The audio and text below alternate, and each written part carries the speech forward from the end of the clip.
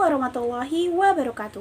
Selamat datang di Koki MP, Komunitas Kajian Ilmu Manajemen Pendidikan, yang diampuh oleh Bapak Amril Muhammad selaku dosen mata kuliah Manajemen Pemasaran Jasa Pendidikan, Universitas Negeri Jakarta. Perkenalkan, nama saya Tika Widianingsih dengan NIM 11036200045 dari kelas Manajemen Pendidikan 2020B.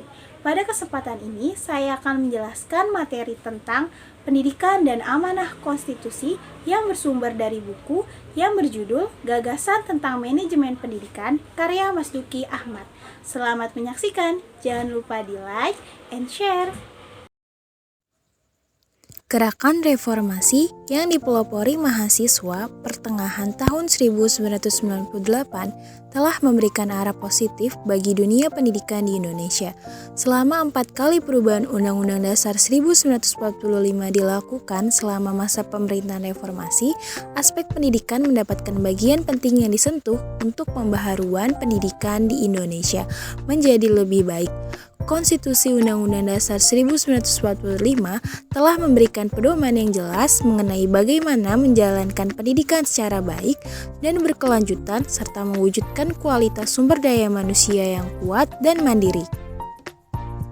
Idealnya, fungsi pendidikan yang efektif berdasarkan amanat konstitusi tersebut diharapkan pemerintah dapat menjalankan fungsi-fungsi kependidikan tersebut dengan penuh tanggung jawab.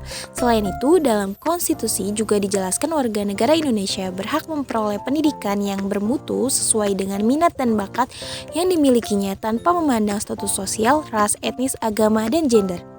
Pemerataan dan mutu pendidikan akan membuat warga negara Indonesia memiliki keterampilan hidup atau life skills, sehingga memiliki kemampuan untuk mengenal dan mengatasi masalah diri dan lingkungannya, mendorong tegaknya masyarakat madani dan modern yang dijiwai nilai-nilai Pancasila. Dengan demikian, pendidikan merupakan hal yang paling utama dalam membentuk suatu bangsa yang cerdas.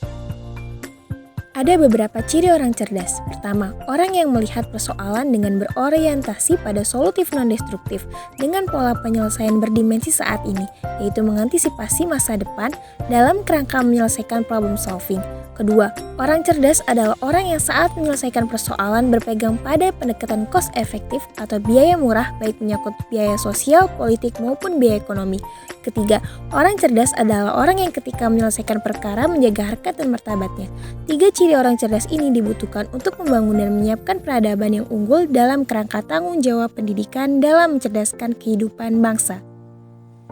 Sebuah pendidikan semestinya mengikuti alur seperti yang pertama, berpikir, berarti apa yang dia dengar dan dia lihat masuk ke dalam otak. Kedua, bernalar, berarti mencari keterkaitan logis apa yang dia lihat dan dia pikirkan.